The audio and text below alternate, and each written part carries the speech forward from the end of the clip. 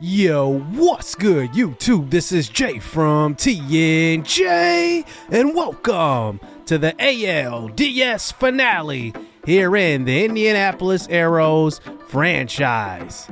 In game number one, the Arrows dominated, and it looked like it was going to be lopsided.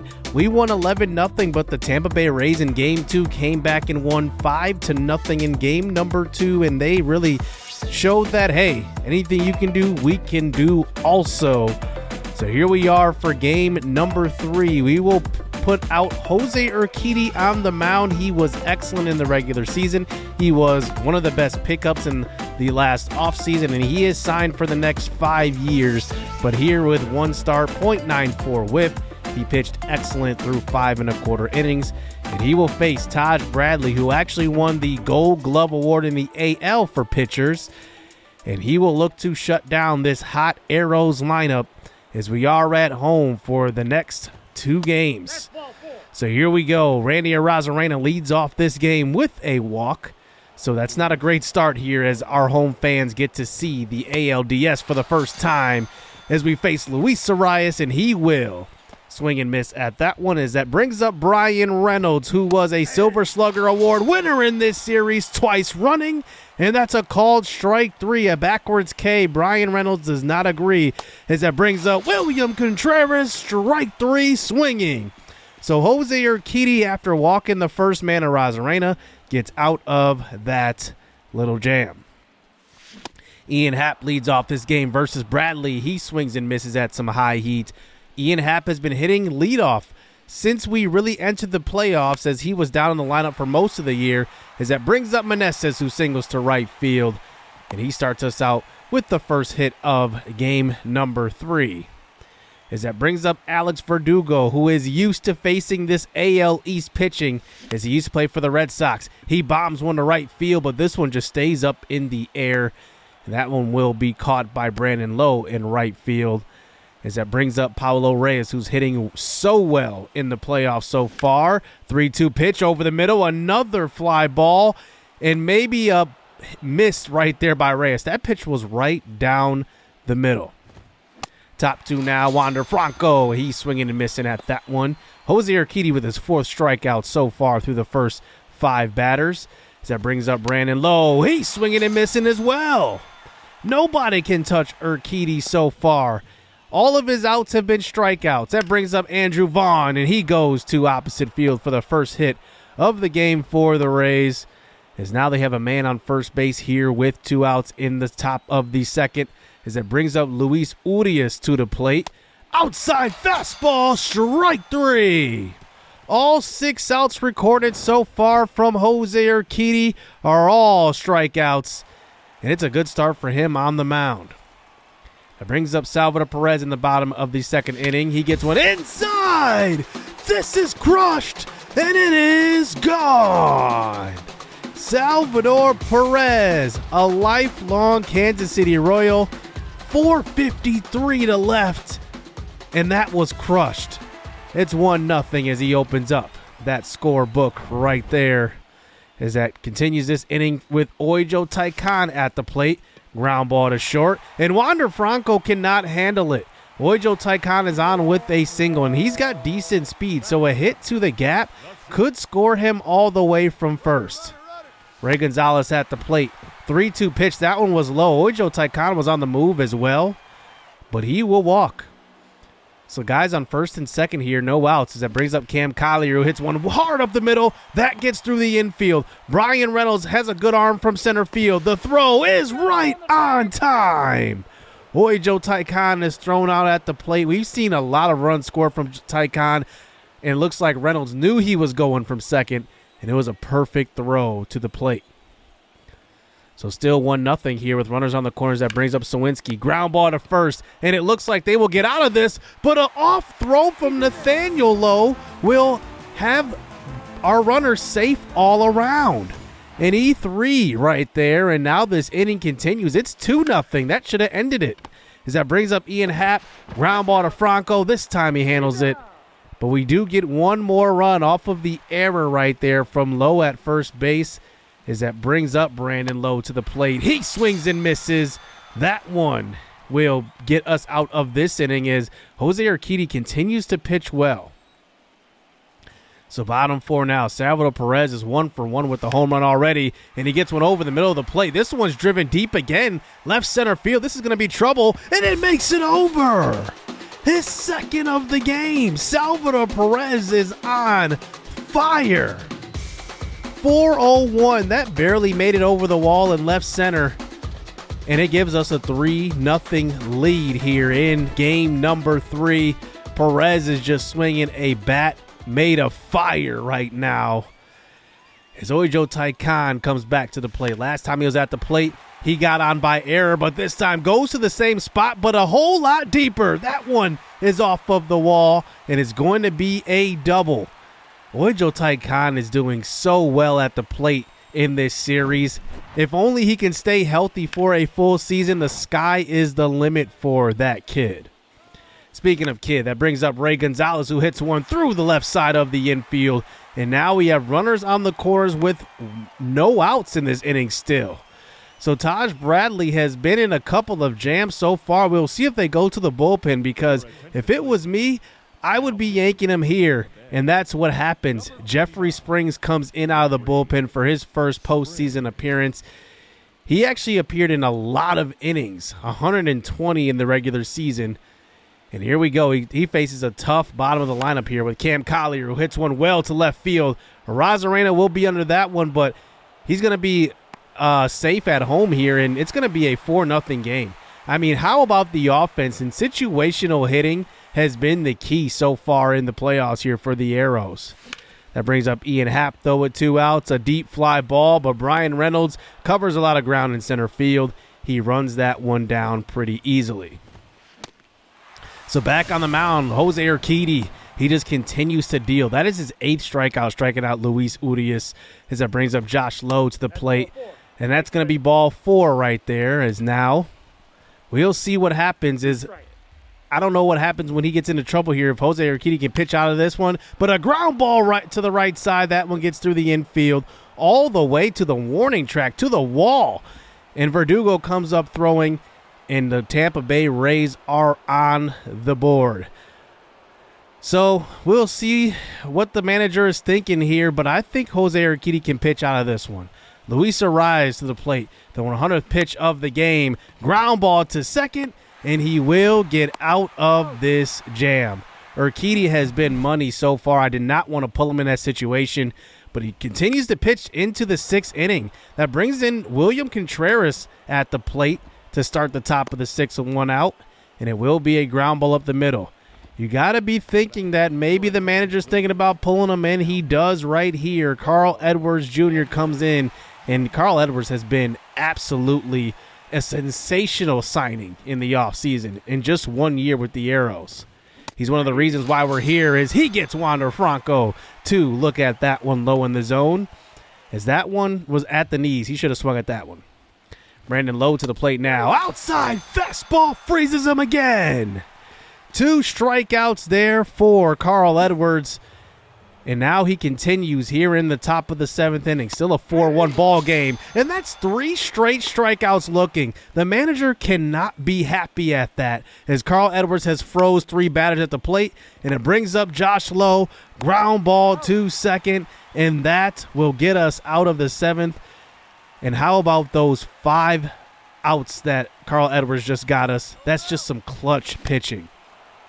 Here is Joey Meneses now with runners on the corners in the 8th, and strike him out, throw him out. Contreras easily throws a runner out, trying to swipe second. So now we move on to the 9th inning. Pat Washington goes into center field for defensive purposes, and we bring in Archie Bradley, the delivery man of the year, to face the 4, 5, and 6 batters. William Contreras is up first. Ground ball to third. Easy out at first base for the first out of this 9th inning. Wander Franco hits one well up the middle. That one gets through. And Ojo Taikan actually is in center. Pat Washington moves to left field, as that's a single. Brandon Lowe to the plate now. Up and in fastball. He cannot keep up. I don't know what it is about Archie Bradley, but his fastballs are just tough to hit. Bringing up Andrew Vaughn with 2 outs. Outside fastball. He hits it too short.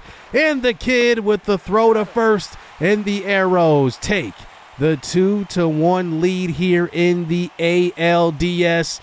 We are 1 win away from moving on here and defeating the best team in baseball by record so far in the regular season in the Tampa Bay Rays that we've faced here in the playoffs. A 4-1 victory, but how about this game from our pitchers? 14 strikeouts total. Jose Urquidy had 8. Carl Edwards had 5. All 5 of his outs there, they were all strikeouts. He pitched 2 2/4 innings, and then Archie Bradley with the save.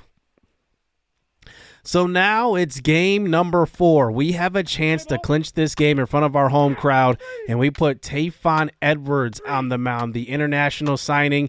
He is really been a big contributor to this winning culture we've created here in Season 4. We'll see if he can close it out here in game number 4. Well, he gets 2 runs here in the first inning of help, so that definitely will weigh in his favor as we play pretty well from in front. But here in the 5th inning, he gives up a solo home run to Andrew Vaughn. Then Brandon Lowe and Laureano load up the bases, and Laureano ends up scoring, and it is 2-2. So now here we are in the 5th inning. We do get a couple of base runners on, but nothing doing. But now here in the 6th, Tayfon gives up a run, and we have to go to the bullpen. And this was tough. I wanted to bring in Carl Edwards, but he had low energy, so I'm going to bring in Genesis Cabrera, and he does get us 1 out. So here we are, down 3-2 in the bottom of the 6th inning.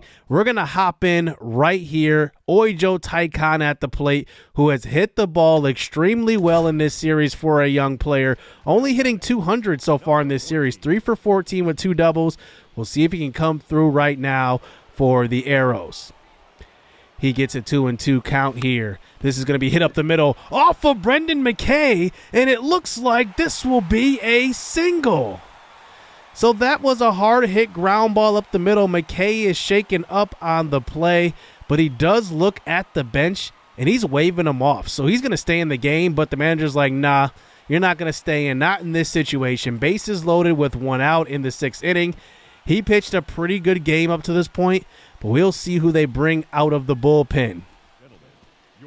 They decide to bring in Luis Patino, who absolutely got clobbered out of the bullpen last game, and they decide to bring him back in. Maybe they thought he had a bad outing. I'm not sure, but we will see what happens here with bases loaded and Cam Collier at the plate. He gets a 2-1 pitch. It's a chopper to second. It's going to be thrown on to first base, and the runner will come across to score. So if there wasn't a sacrifice fly in that situation and there wasn't a base hit, that was probably the next best thing, as he hits a chopper to second and allows a run to score. But that brings up Pat Washington, who has yet to register a hit so far in the playoffs, and I'm thinking pinch hitter. Jack Suwinski is the obvious choice here. He is excellent at hitting versus right-handed pitchers, but the clutch rating is only a 36. So clutch rating really affects how well you hit with runners on second or third.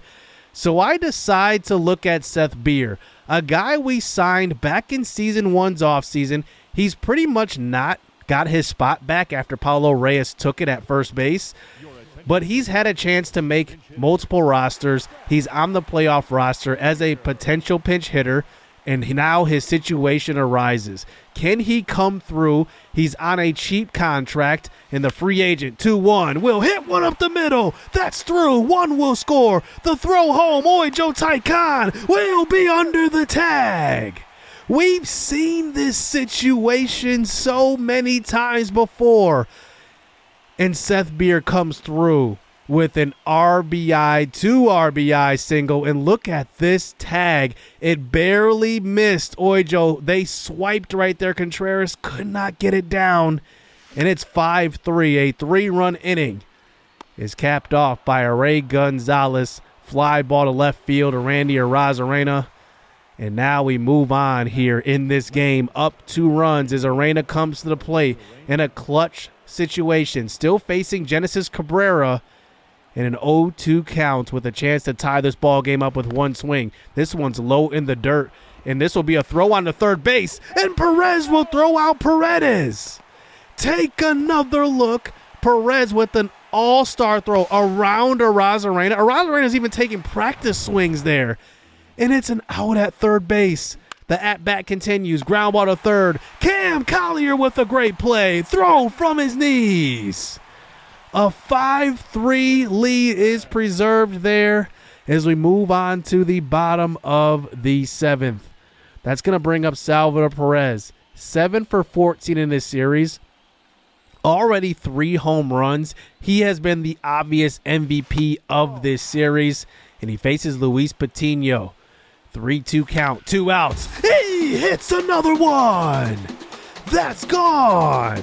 A perfect pitch right over the middle. And Salvador Perez hits a bomb, the longest home run of this series. 480 feet, 111 exit velo, and Perez is just simply on fire. Maybe having one of the best postseasons in MLB history right now. He is just killing it. 111 exit velo. That thing was up in the air for 7 seconds. I mean, that's the type of bomb he just hit. So now we move on to the 9th inning with a 3-run lead, and Archie Bradley, the delivery man of the year, comes in a clutch situation. He faces Luis Urias to the plate, but he will hit one up the middle, and that one hits off of Bradley. He's going to be shaken up a little bit, but he's going to be okay. He's going to stick in the game. He's a tough guy. So that brings in Andrew Vaughn to the plate now. He gets a knuckle curve, and he gets under this one. I think Archie Bradley got lucky on that pitch. That one could have easily been crushed. He left it up on a 1-2 count. And now that brings up Paredes, who got thrown out at third base earlier trying to swipe third, and he cannot keep up with it. And now we are down to the final out as that brings up Brandon Lowe, 1 for 3 today. And it gets it to a 3-2 pitch. Hit down the right field line. That one gets past the glove of Paulo Reyes at first. And Verdugo fields it, throws onto the cutoff man, but it's going to be a run scored here for Tampa. So they are not done just yet, but the game-tying run will come to the plate. And at the bottom of their lineup, they have a hitter they're not happy with. So they go to the bench and bring in Luis Urias, the hit king. But he has yet to register a hit in this series. 2-2 pitch, outside changeup. It's a ground ball to short, and the throw on to first is in time. The Arrows clinch the ALDS and move on to the championship series in the AL. How about the ending to this series? How about Seth Beer? I got to give it up to him. This was a guy I signed after season 1's offseason to a 3-year, $2.1 million deal. That's only $700,000 a year to come play pretty much first base or DH.